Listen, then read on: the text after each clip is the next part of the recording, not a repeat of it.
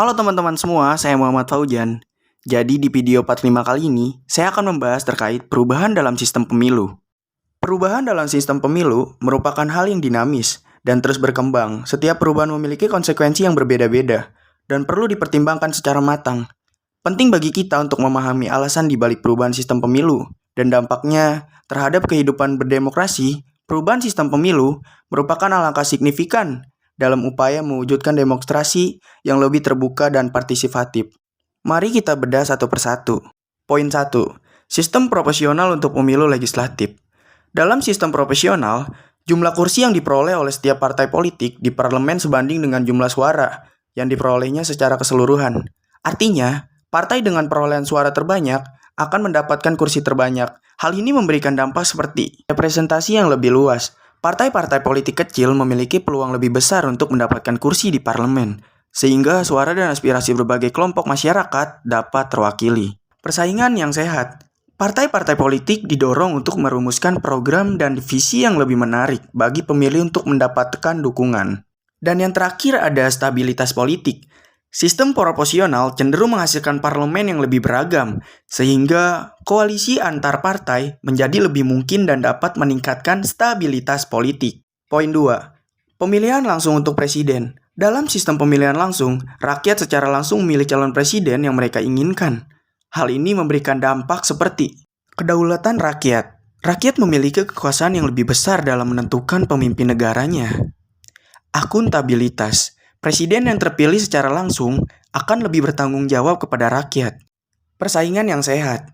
Calon presiden akan berlomba-lomba untuk mendapatkan dukungan rakyat dengan menawarkan program dan visi yang lebih baik. Mengapa perubahan ini penting? Perubahan sistem pemilu ini memiliki beberapa tujuan utama. Di antaranya, meningkatkan partisipasi politik. Dengan sistem yang lebih terbuka dan transparan, masyarakat merasa lebih dilibatkan dalam proses politik dan lebih berminat untuk menggunakan hak suaranya. Mewujudkan representasi yang lebih adil. Sistem proporsional memberikan kesempatan bagi berbagai kelompok masyarakat untuk terwakili di parlemen, sehingga keputusan-keputusan politik yang diambil lebih mencerminkan kepentingan rakyat secara keseluruhan. Menguatkan demokrasi. Pemilihan langsung untuk presiden dan sistem proporsional untuk pemilu legislatif merupakan ciri khas dari sistem demokrasi yang sehat dan kuat. Pada perubahan dalam sistem pemilu, ada tantangan dan isu kontemporer. Meskipun perubahan sistem pemilu ini membawa banyak manfaat, namun tetap ada beberapa tantangan dan isu kontemporer yang perlu diperhatikan seperti golput. Meskipun partisipasi politik meningkat, namun masih ada sebagian masyarakat yang memilih untuk golput, dalam kurung golongan putih, atau tidak menggunakan hak suaranya. Politik uang. Praktik politik uang masih menjadi masalah serius yang dapat merusak integritas pemilu. Polarisasi politik. Persaingan politik yang semakin ketat dapat memicu polarisasi dan perpecahan di masyarakat. Perubahan sistem pemilu menuju sistem yang lebih terbuka dan transparan merupakan langkah maju dalam upaya membangun demokrasi yang lebih baik di Indonesia. Namun, keberhasilan sistem ini sangat bergantung pada kesadaran dan partisipasi aktif dari seluruh komponen bangsa. Adapun dampak lebih lanjut dari perubahan sistem pemilunya diantaranya kualitas anggota legislatif.